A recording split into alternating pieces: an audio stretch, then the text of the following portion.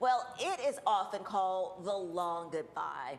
More than 7 million Americans are currently living with Alzheimer's disease. Rachel Quinn from the local Alzheimer's Association and Kathy Bradshaw, who has a very personal reason to join this fight, join me now. Let's start first of all, Rachel, with you and talking about the upcoming walk and the importance of taking part in an event like this. Absolutely. So the Walk to End Alzheimer's in Chattanooga is October 25th. And the reason that it's so important is many people, that is the gateway to learning about the Alzheimer's Association and all the research, care, and support that is happening and available. Also, folks end up meeting long-term friends that way. It's a big caregiver support group. So we love on everybody, and it's just a really wonderful way to celebrate loved ones.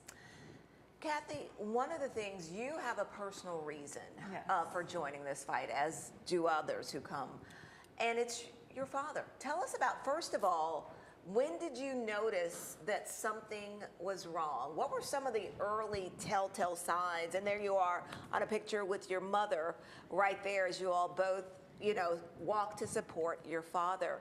But let's go back to that when you noticed something's a little off. We may need to look into this. Yeah, he would just get very forgetful, repeat himself. My dad's very sharp as a tack before, and so it was pretty noticeable when he would not be himself. So eventually we did what a lot of people do and kind of try to pretend everything was fine. And then eventually we went to get him tested, and he had a memory test, which was Red Velvet Church Daisy Face. Those were the 5 words that he had to remember, and he couldn't. So that's when we knew, I would say within a couple of months of that memory test, he was officially diagnosed. But that is why I use Red Velvet Church Daisy Face as my Alzheimer's Association walk team name. It just seemed appropriate, and I just started getting involved with the walk. So through this journey, talk a little bit about this journey, because that was why I remember Rachel was telling me that was the really interesting reason. She goes, this is how she came up with the name, because your dad could not remember that. And so talk a little bit about how the walk also has helped you and your mother through this journey. Yeah, well, I just discovered it actually last year. I just happened to see something online, and I called my mom. I said, Mom, you should come up. Let's do this together. So she came up from Florida, where she is the primary caregiver for my father. And she came up, and we walked together, and we started raising money.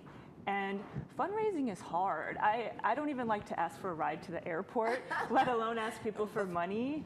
But with a great cause like the Alzheimer's Association behind you, it's a little bit easier to raise the money. So I raised enough to get this great jacket. I was going to say, I love your jacket Yes, there, Kathy. I don't know where it says Walk to End Alzheimer's, right here. There we go. I noticed that when you came in. Yeah.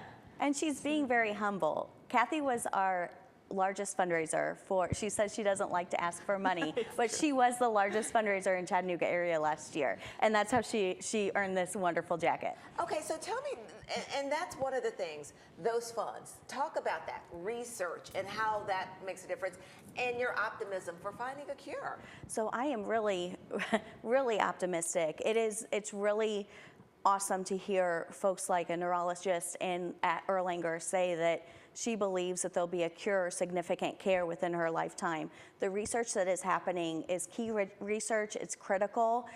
We are at a jumping off point with 2 FDA-approved drugs to fight not just the symptoms, but the underlying cause of Alzheimer's.